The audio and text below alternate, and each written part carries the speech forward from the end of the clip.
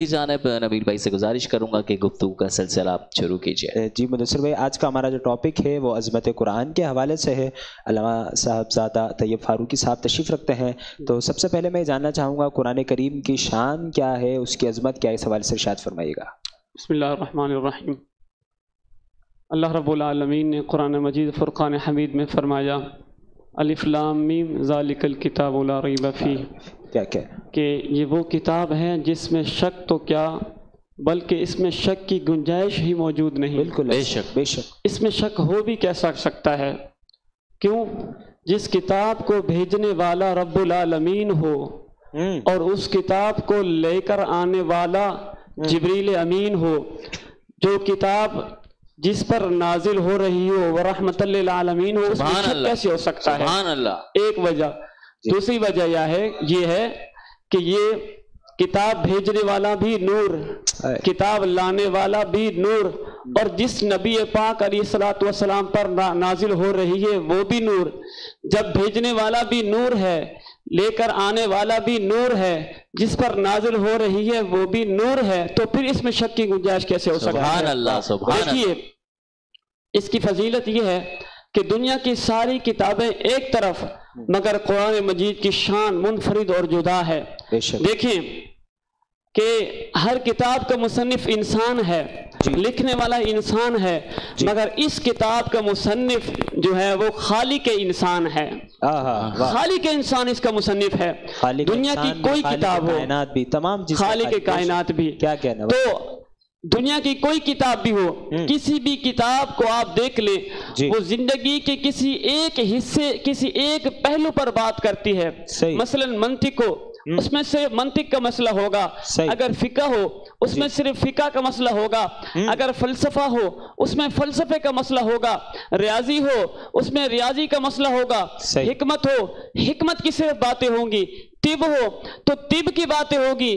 ان تمام کتابوں کے اندر دنیا کی ایک زندگی کے پہلو پر بات ہو رہی ہوگی، مگر قرآن کی شان عظمت، اس کی فضیلت پر قربان جائیں کہ قرآن مجید کو اگر ہم دیکھیں تو اسی قرآن مجید کے اندر ہمیں فقہ بھی ملتی ہے، ہمیں منطق بھی ملتی ہے، فلسفہ بھی ملتی ہے، حکمت بھی ملتی ہے، اور طب بھی ملتا ہے، قانون بھی ملتا ہے، اور ادب بھی ملتا ہے، معاشیات بھی ملتا ہے، معاشیات بھی ملتا ہے، ادب بھی ملتا ہے، اور اس کے ساتھ ساتھ انسان کی پیدائش سے لے کر جوانی تک، جوانی سے لے کر بڑھاپے تک، بڑھاپے سے لے تک موت تک، موت سے لے کر قبر تک، قبر سے لے کر قیامت تک قرآن ہر پہلو پر گفتگو کر رہا ہے۔ صرف یہی نہیں، اللہ نے قرآن میں فرمایا کہ آپ ہماری کبھی کبھی چھوٹی سوچ ہوتی ہے، اللہ فرماتا ہے نہیں، چھوٹی سوچ نہیں، سوچو، میرے قرآن کو دیکھو، دیکھو کیا ہے، وَلَا أَصْغَرَ مِنْ ذَلِكَ وَلَا أَكْبَرَ إِلَّا فِي كِتَابٍ مُبِينٍ۔ دنیا کے جو چھوٹے سے چھوٹا ذرہ ہے جو تمہیں پتہ بھی نہیں ہے وہ بھی قرآن میں ہے، دنیا میں جو بڑی سے بڑی چیز ہے جس کا تمہیں ادراک ہی نہیں ہے وہ بھی قرآن میں ہے۔ پھر فرمایا وَلَا رَطْبٍ وَلَا يَابِسٍ إِلَّا فِي كِتَابٍ مُبِينٍ۔ اللہ فرماتا ہے کوئی خشک اور تر ایسی چیز نہیں جس کا ذکر قرآن میں نہ ہو۔ پھر فرمایا وَمَا مِنْ غَائِبَةٍ فِي السَّمَاءِ وَالْأَرْضِ إِلَّا فِي كِتَابٍ مُبِينٍ۔ یہ چیزیں جو تم سمجھتے ہو نا غائب ہے، نظر نہیں آ رہی، تمہیں پتہ نہیں ہے، کوئی ایسی چیز نہیں ہے جو جس کا تمہیں علم نہیں ہے، ایسی چیز نہیں ہے جس کا ذکر قرآن مجید میں نہ ہو۔ سبحان اللہ۔ گویا قرآن مجید پوری زندگی انسان کی رہنمائی کرتا ہے۔ حکیم الامت مفتی احمد یار خان نعیمی رحمۃ اللہ علیہ فرماتے ہیں، تفسیر نعیمی میں لکھتے ہیں قرآن کا معنی ہے قرن، قرن کا معنی ہے ملا ہوا ہونا۔ یہ پیدائش سے لے کر موت تک بندہ جب تختے پر ہوتا ہے تب بھی قرآن ملا ہوا ہے، جب جاتا ہے تو قرآن اس کے بخشش کا سوال کرتا ہے کہ یا اللہ یہ پڑھتا تھا اس کو بخش دے۔ سبحان اللہ۔ تو قرآن مجید اس کی بخشش کا بھی ایک ذریعہ ہے۔ ماشاءاللہ، بہت خوبصورت اور بہت خوبصورت انداز میں آپ نے گفتگو فرمائی قرآن کی عظمت کے حوالے سے، فضیلت کے حوالے سے۔ یقیناً قرآن کریم جو ہے وہ تمام کتابوں سے فضیلت رکھتی ہے، تو اس حوالے سے میں چاہوں گا کہ قرآن کریم کی کتاب کو اگر دیکھیں تو اس کی کیا جو ہے وہ فضیلت ہے تمام کتابوں پر، اس حوالے سے ارشاد فرمائیے گا۔ پہلی بات تو یہ ہے کہ اللہ رب العالمین نے جو بھی کتابوں نازل فرمائیں، تو جو بھی کتابیں تھیں قرآن کے علاوہ وہ جس نبی پر نازل ہوئی تھی صرف انہی کو یاد تھی، امتیوں کو یاد نہ تھی۔ موسیٰ علیہ السلام پر اللہ رب العالمین نے جب تورات نازل فرمائی تو موسیٰ علیہ السلام نے دیکھا 1000 صورتیں اور ہر صورت کے اندر 1000 آیتیں. اللہ رب العالمین کی بارگاہ میں سوال کیا، چونکہ کلیم اللہ تھے، بات کرتے تھے، عرض کی یا اللہ یہ میری امت کیسے پڑھے گی، یہ یاد کرنا مشکل ہوگا. پھر اللہ رب العالمین نے فرمایا کہ اے موسیٰ جو کتاب آپ کو بھاری لگ رہی ہے، میں آپ کے بعد ایک ایسی امت کو اس سے بھی بھاری کتاب عطا فرماؤں گا. اللہ. حضرت موسیٰ علیہ السلام نے عرض کی یا اللہ وہ کیسے پڑھیں گے؟ اللہ نے فرمایا کہ وَلَقَدْ يَسَّرْنَا الْقُرْآنَ لِلذِّكْرِ فَهَلْ مِن مُدَّكِرٍ، کتاب تو اس سے بھاری ہوگی مگر اس کا بچہ 10 سال کا بچہ الف الحمد کی الف سے لے کر والناس کے سین تک اسے یاد ہو. سبحان اللہ. زبر زیر پیش آیت رکوع سورت جد مزم اللہ رب العالمین کے کرم سے جو بھی پڑھتا ہے اللہ رب العالمین اسے یہ عطا فرما دیتے ہیں. یہ قرآن کی شان اور رحمت ہے، بڑی کیا شان اور رحمت ہو سکتی ہے. بالکل ایسا ہی. اور قرآن کریم آقا علیہ الصلوۃ والسلام کا زندہ معجزہ ہے. اگر کسی کو دیکھنا ہے تو آج آ کے دیکھ لیں، دعوت ہے. دنیا کی کوئی کتاب اس کو شروع سے لے کر اینڈ تک کوئی بھی شخص لفظ بہ لفظ یاد نہیں کر سکتا مگر قرآن مجید یاد ہو. 6 سال کا بچہ بھی ماشاءاللہ حافظ قرآن بن جاتا ہے. اور ایسے بھی کچھ ذہین بچے ہیں اور آقا علیہ الصلوۃ والسلام کی ان پر خاص نظر عنایت ہوتی ہے. اللہ رب العزت کا کرم ہوتا ہے کہ 6-7 سال کی عمر میں وہ پورا قرآن حفظ کر لیتے ہیں. اور اس سال بھی کچھ ایسی میں نے جو ہے پوسٹیں وغیرہ اور سوشل میڈیا پر اس طرح کی نیوز چلی کہ ماشاءاللہ بچوں نے مدرسے میں ہی اپنے جو ہے ختم تراویح کا جو ہے سلسلہ شروع کیا. تو یہ آقا علیہ الصلوۃ والسلام کو زندہ قرآن کریم کی برکتیں ہیں کہ پوری کتاب جو ہے وہ سینے میں محفوظ ہو جاتی ہے بحمد تعالیٰ. تو اگر ہم اس حوالے سے دیکھیں، کیونکہ کچھ والدین ہیں جن کی خواہش ہوتی ہے کہ ہمارا بچہ حافظ قرآن بنے، کیونکہ آج کل معاشرہ کس طرح بے روی کا شکار ہے، والدین ترغیب نہیں دلا رہے بچے کو. بحمد تعالیٰ پاکستان میں ریشو زیادہ ہے حفاظ کا، لیکن کچھ والدین ایسے بھی ہیں کہ جو قرآن کی طرف زیادہ دھیان نہیں دیتے، ان کے جو ہے علوم جو ہوتے ہیں وہ دنیاوی علوم کی طرف ہوتے ہیں. تو آپ کیا پیغام دیں گے، کیا نصیحت دیں گے، کس طرح وہ والدین اپنے بچوں کی جو ہے قرآن کی طرف رغبت دلائیں؟ اس کا ایک یہ ہے کہ حدیث پاک میں آتا ہے کہ فَأَبَوَاهُ يُهَوِّدَانِهِ أَوْ يُنَصِّرَانِهِ أَوْ يُمَجِّسَانِهِ. کہیں بھی بچہ پیدا ہو، کسی بھی مذہب کے گھر والوں کے ہاں پیدا ہو، وہ پیدا فطرتاً اسلام پر ہی ہوتا ہے. بالکل. بعد میں اسے ماں باپ جو بنائیں.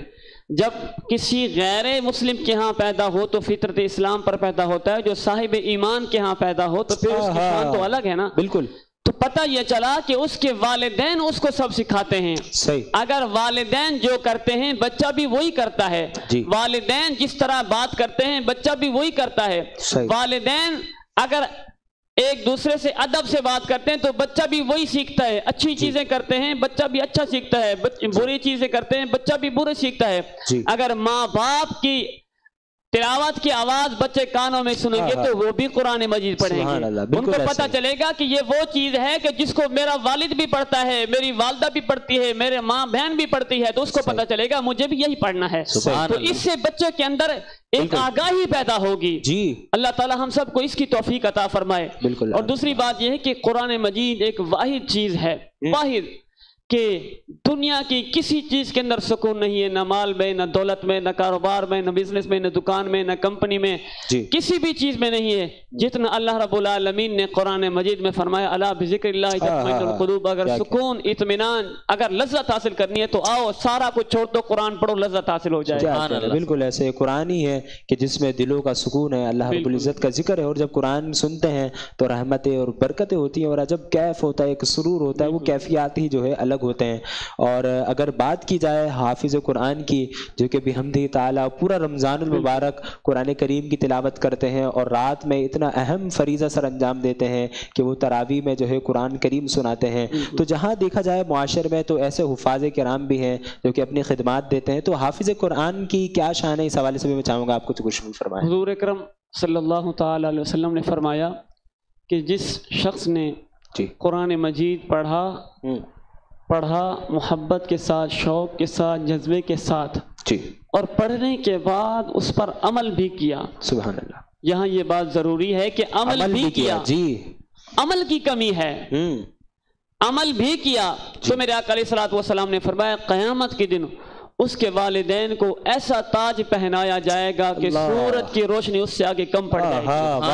سبحان اللہ. کیا سبحان اللہ. اور ایک روایت میں آتا ہے کہ لوگ سوال کریں گے، کچھ لوگ ہوں گے وہ نور کے ٹیلوں پر کھڑے ہوں گے لوگ سوال کریں گے کون ہے یہ؟ کوئی ولی ہے، غوث ہے، کتب ہے، ابدال ہے، کوئی کون ہے آخر؟